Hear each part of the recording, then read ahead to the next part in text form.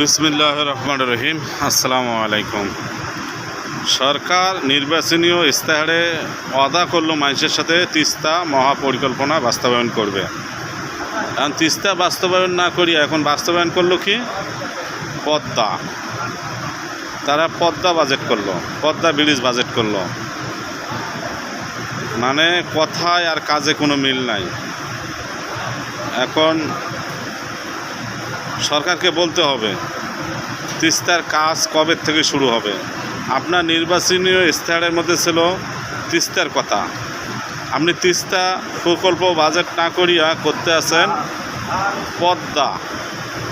পদ্মা সেতু আপনি বাজেট করে হেলাইছেন।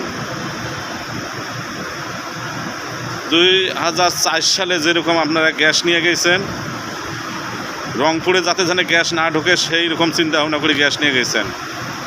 আবারও তো সেই রকম শুরু হচ্ছে রংপুরের মানুষের সাথে বেইমানি। রংপুরের মানুষের সাথে আর কতদিন বেইমানি করবেন? আপনারা বললেন, সব সময় বলছেন, আপনার নির্বাচনী ইস্তাহারে বলছেন যে আপনারা তিস্তা মহাপরিকল্পনা বাস্তবায়ন করবেন। এখন আপনারা কি করছেন? পদ্মা তো কথাই ছিল না, পদ্মা সেতুর কোনো কথা ছিল? তা তো ছিল না।